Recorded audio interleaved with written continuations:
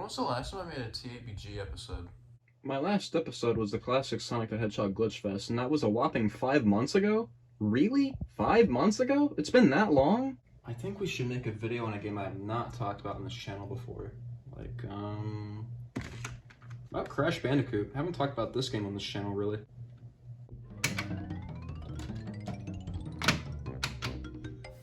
Crash Bandicoot was a game made by Naughty Dog in 1996 for the Sony PlayStation because Sony at the time was looking for a new mascot for their console to compete against Nintendo's Super Mario and Sega's Sonic the Hedgehog.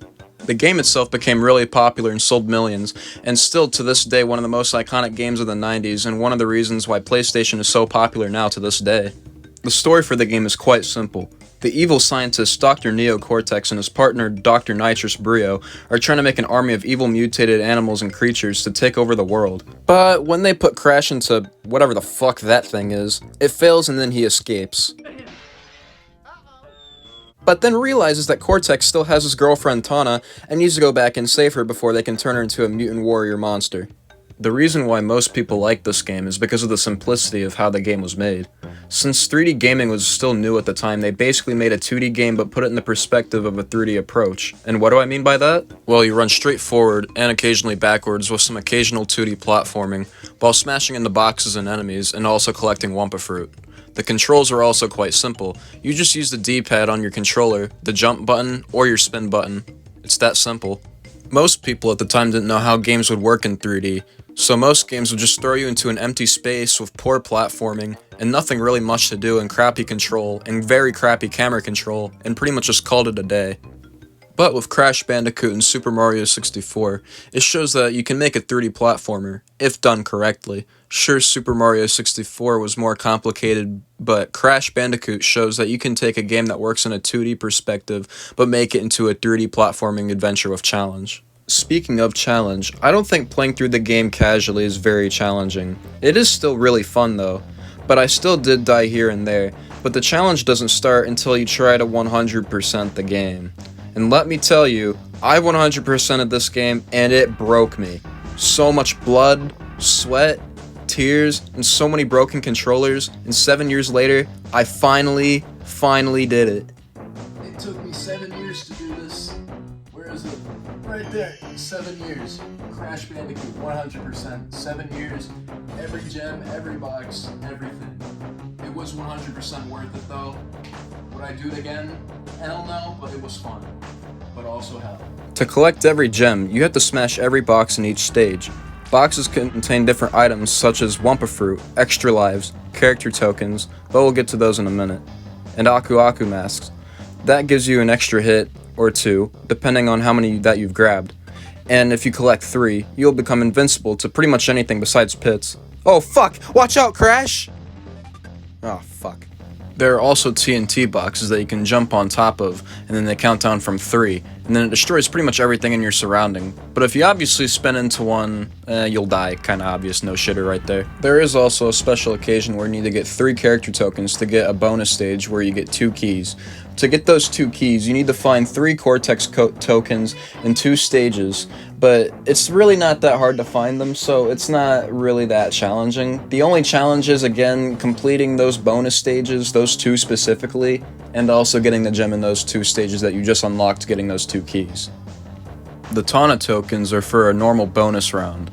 The Brio tokens are for a harder bonus round testing your platforming, and the Cortex ones, like I already explained, are pretty much the same as Brio's, but you get a key at the end and there's 2 of them, and you need to unlock those 2 stages and get the gem in both of them to 100% the game. After collecting a specific gem, you might have to go back and replay a stage or 2 to take other routes that you probably haven't seen or taken before, with more boxes and more collectibles, because sometimes you might go back and play a stage and feel like that you're 100% sure that you hit every box, but you most likely didn't, even though you probably think that you did because there's some sort of secret route that you didn't take because you didn't get a specific colored gem. After playing the game for a little bit, you encounter the first boss, Papu Papu. 3 smacks on the head and he's dead, no pun intended. Man, what a fucking pussy-ass tribe leader if he dies in 3 hits. That must be freaking embarrassing as all hell, I'm gonna be honest. And after you beat all the other bosses, you might start to think and wonder, why are these boss fights so easy? I thought the same thing, but my guess is, again, they wanted to keep the game simple because they didn't want to make the game too difficult since 3D gaming was still new at the time, and especially for 3D platformers as well. Don't get me wrong, I think Crash Bandicoot's bosses are way better than Mario 64's bosses.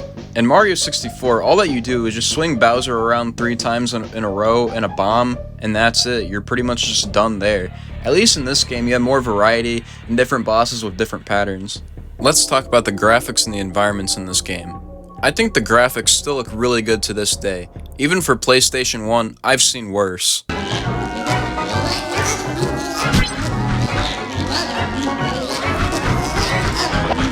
Psst, you should check out my Bubsy 3D review. Link in the description. You're welcome. Anyway, back to Crash. You started at the first Wumpa Island. It's mainly all just jungle and native tribes. The second island mainly revolves around temples, riversides, and a volcano towards the end. The third island is where the challenge really ramps up. It goes from lush jungle environments to power plants, more temples with even more traps. Then towards the end, you're climbing up the side of Cortex's castle, called Slippery Climb. Literally, Slippery Climb.